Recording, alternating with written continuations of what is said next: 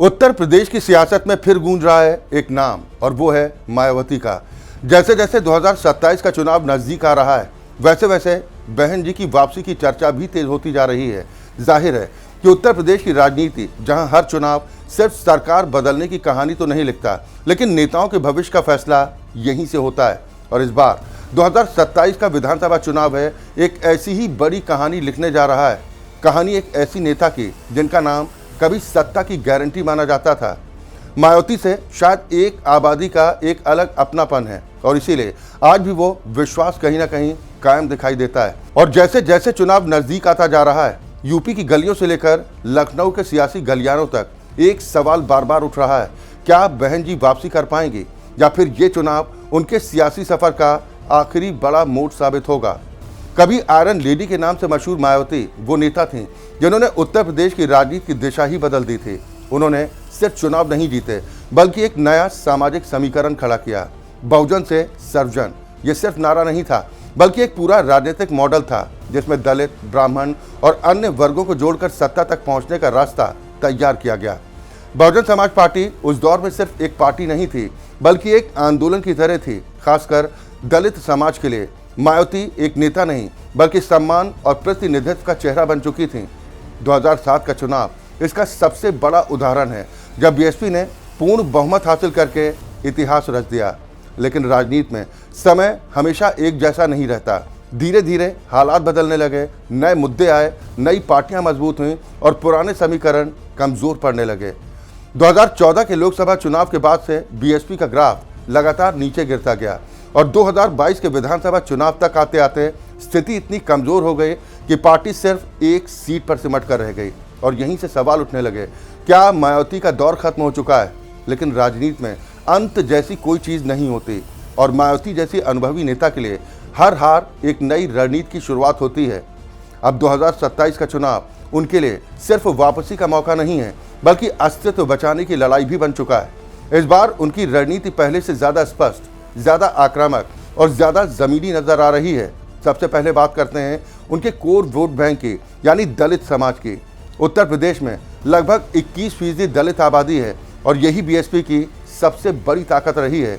जाटव समुदाय खासतौर पर मायावती का सबसे मजबूत सपोर्टर माना जाता है, लेकिन पिछले कुछ वर्षों में इस वोट बैंक में भी बिखराव देखने को मिला। और यही वजह है कि मायावती अब फिर से गांव-गांव जाकर छोटे छोटे स्तर पर संगठन को मजबूत करने में जुटी। उनकी रैलियों में अब सिर्फ बड़े मंच नहीं, बल्कि लोकल कनेक्शन बनाने पर ज्यादा जोर है। पार्टी कार्यकर्ताओं को एक्टिव किया जा रहा है, बूथ स्तर पर पकड़ मजबूत करने की कोशिश की जा रही है। दूसरा बड़ा फोकस है गैर यादव पिछड़ा वर्ग। यूपी में करीब 40% आबादी ओबीसी वर्ग की है, लेकिन इसका बड़ा हिस्सा लंबे समय से अलग अलग पार्टियों से बटा हुआ है। समाजवादी पार्टी का पारंपरिक आधार यादव और मुस्लिम वोट बैंक रहा। ऐसे में कुर्मी, लोधी, निषाद, मौर्य, गुर्जर जैसे गैर यादव पिछले वर्ग अक्सर सत्ता का संतुलन तय करते हैं। मायावती इस बार इन्हीं वर्गों को साधने की कोशिश में है। उनकी रणनीति साफ है, जो सपा और बीजेपी से असंतुष्ट हैं उन्हें बीएसपी के साथ जोड़ा जाए। और तीसरा सबसे अहम और सबसे चुनौतीपूर्ण मोर्चा यानी मुस्लिम वोट बैंक है।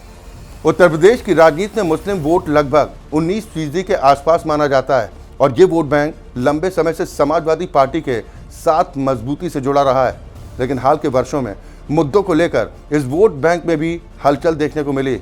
मायावती इसी मौके को भुनाने की कोशिश कर रही हैं। उनकी रैलियों में मुस्लिम नेताओं की बढ़ती मौजूदगी और टिकट वितरण में संतुलन इसी रणनीति का हिस्सा है। अब अगर ये तीनों वर्ग, दलित, गैर यादव पिछड़ा और मुस्लिम, एक साथ आ जाते हैं, तो ये एक बहुत बड़ा सामाजिक और राजनीतिक समीकरण बन सकता है, जो किसी भी चुनाव का परिणाम बदलने की ताकत रखता है। लेकिन रास्ता इतना आसान नहीं है, क्योंकि मैदान में भारतीय जनता पार्टी भी उतनी ही मजबूत स्थिति में। बीजेपी के पास मजबूत कैडर, केंद्र और राज्य की सत्ता का अनुभव और बड़ा वोट बैंक है। विकास, कानून व्यवस्था और हिंदुत्व जैसे मुद्दों पर उसकी पकड़ मजबूत है। वहीं दूसरी तरफ समाजवादी पार्टी पहले से ज्यादा आक्रामक और संगठित नजर आ रही है।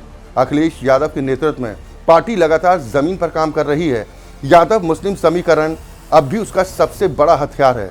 ऐसे में बीएसपी के लिए चुनौती दोहरी हो जाती है। एक तरफ बीजेपी जैसी मजबूत सत्ताधारी पार्टी और दूसरी तरफ सपा जैसा मजबूत विपक्ष है। लेकिन मायावती की राजनीति की खास बात हमेशा यही रही कि वो सीधे मुकाबले में नहीं बल्कि समीकरण बनाकर खेल बदलती हैं।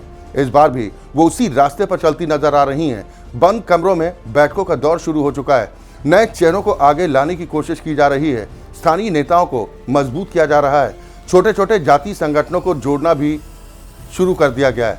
यानी ये साफ संकेत हैं कि बीएसपी इस बार से चुनाव लड़ने नहीं बल्कि पूरा गेम बदलने की तैयारी में है। फिर भी सबसे बड़ा सवाल वहीं खड़ा है, क्या ये रणनीति जमीन पर असर दिखा पाएगी?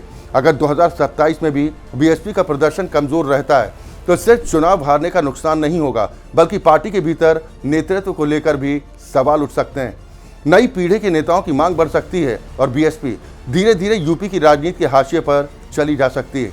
लेकिन अगर मायावती का दांव चल गया और उनका बहुजन प्लस समीकरण फिर से काम कर गया तो वो एक बार फिर यूपी की राजनीति में निर्णायक भूमिका निभा सकती हैं, चाहे खुद सत्ता में आए या फिर किंग मेकर बनकर सरकार तय करें।